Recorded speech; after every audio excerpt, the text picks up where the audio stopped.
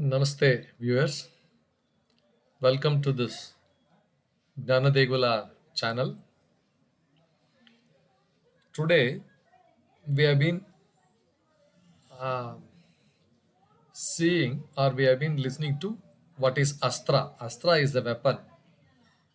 We have been listening to great Astras, very powerful Astras, which have been which were being used for massive destructions. Today, we will see some kind of an Astra like this in the form of a story. We will just go through this story. In ancient times, once upon a time, in one of the legends, there lived a very big warrior, very valiant warrior named Barbarika. Barbarika means who is Barbara means very ferocious. Barbara means ferocious, like that.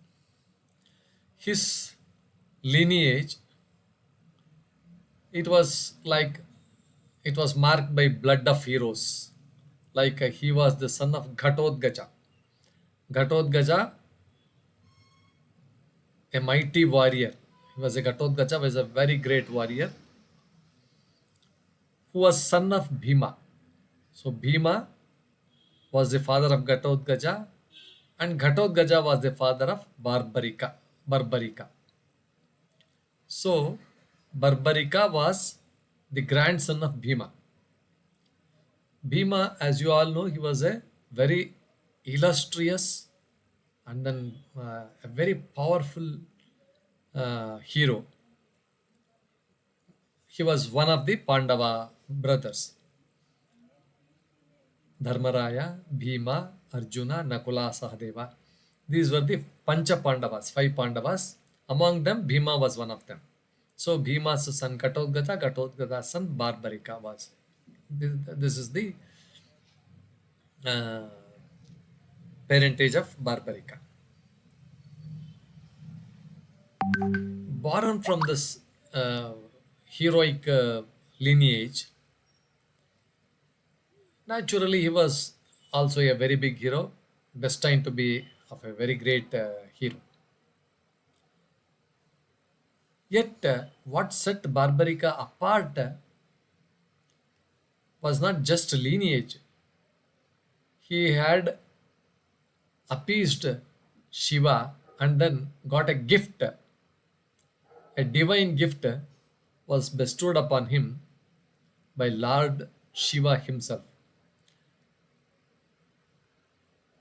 Being he was Shiva was very happy with the bhakti of this Barbarika, and so he gave him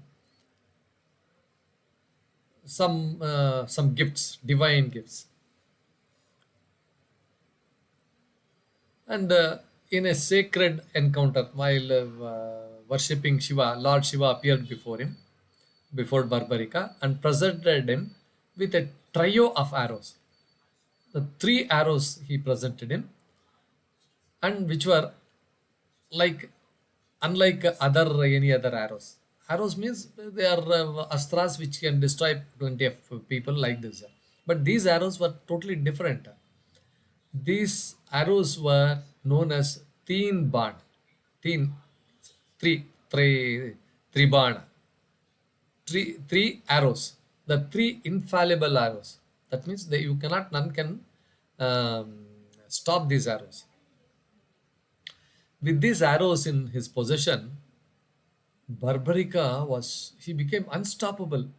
He could defeat anybody in the battlefield, any force in the battlefield. And the power of this teen Baan was very huge, unparalleled. A single arrow from his quiver, that is Battalike, what is it called as? If he removes and then shoots the arrow, it could have obliterated any opponent. It would have just like that removed the opponent. No matter how strong, formidable, how much ever protection he had, it would kill him, it would remove him. This was the kind of strength that this Bana, this arrow had. And these arrows also had some special, they were not ordinary weapons, sir. They had some extraordinary, magical, extraordinary powers, sir. See, the first arrow, supposing if he took out the first arrow and shoot at the shoot at the enemy camp, this would mark things for destruction.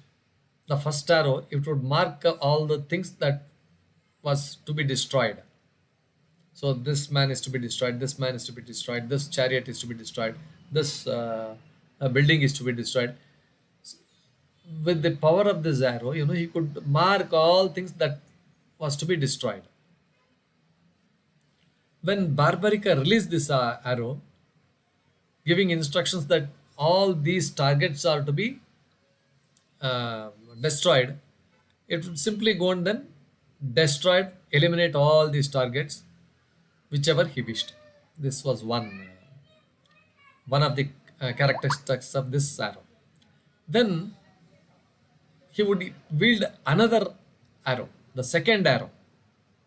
This marked the things that he wanted to protect. Suppose in case he wanted to protect someone, he wanted to protect some building, something like that, in the enemy camp. So those were the days, people, the warriors or the opposition parties, they had some um, concern for other people also, other people in the other camp also, in the opposite camp also. So the second arrow would mark all these which were not to be destroyed. He would wield the second arrow, which marked the things he wanted to protect and save from destruction. So the third arrow, it was really a marvelous arrow. The third arrow, after marking from the second arrow, that what is not to be destroyed, when you once release this third arrow, it would carry out its duty, perfectly carry out, erasing everything that had been marked for annihilation by the first arrow and leaving behind only what had been safeguarded by the second arrow. So three actions. Well, the first arrow would mark which is to be destroyed. The second arrow which is to be protected. The third arrow would destroy all the things uh, uh, that were to be destroyed and protect what was not to be destroyed. This was the power of those three arrows. This power was really immense and then great, for it meant that with just two arrows, Barbarika could single out his targets and preserve them, while with the third arrow, he could cleanse the battlefield of all that was designated for removal, obliteration. Such was the potency of these three arrows, three weapons. A gift that made Barbarika a force to be reckoned with in any war. In any war, he would mark out which is to be destroyed, which is not to be destroyed. Unlike nowadays, it is not like that. A bomb or whatever you call it, a weapon will go and then destroy everything, good, bad, ugly, everything it will destroy. So those days, we may just say it is all like cock and bull story, that is nothing can happen like this and all those things. But the concept itself so enchanting. You see, how they had visualized the warfare, the warfare, the target which is to be removed, the target which should not be affected, civilians should not be affected. Only the people who are engaged in the war, they have to be destroyed. All these kinds of ethical things. This ethics was there in even warfare also. They were not unruly behavior. There were no unruly behavior. There was some principles in even in the warfare also. Now influenced by other other than this Indian origin. This kind of discrimination is not there. You leave a bullet, maybe whether it is a foe or a friend, it will just pierce him through. But there, one can appreciate uh, the amount of thought that has gone into this.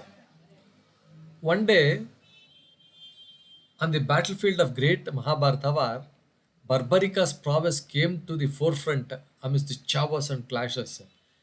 Barbarika's arrows became a beacon of divine intervention. He was not just a warrior, he was a bearer of cosmic balance. There was a story that resonated with his arrows' extraordinary power. When one of the arrows was aimed at a leaf beneath the Lord Krishna's feet. This was another story. He took out his arrow and then he wanted to remove a leaf. He wanted to, um, which was under the Lord Krishna's feet. This arrow, it hovered around Krishna's divine foot. It did not pierce Krishna's feet and then hit the target, but it went around Krishna's divine feet. This awe-inspiring incident was a testament to the reverence even Barbarika's arrows had for this divine presence. Barbarika came to be known as Teen Bandari, the bearer of three arrows. He embodied a unique synergy of strength and sacred duty. His arrows were not just weapons, they were instruments of justice, marking the distinction between what should be preserved and what should be removed.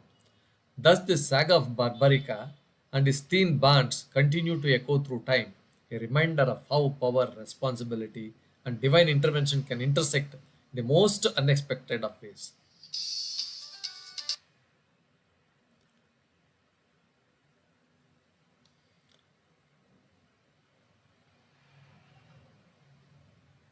And so, in the annals of mythology, the legend of Barbarika and his three infallible arrows lives on as a testament to the extraordinary gifts bestowed upon mortal beings by the divine forces that shape our world. Viewers, with this narration through a story, we have tried to describe what are teen uh, bonds, three arrows which had great powers, which were having great powers. So we will be ending this video with this narration of the story. Please like, share, and then comment on the video. Thank you for watching this video. Once again, like, share, and subscribe to our view. Please post your comments, sir.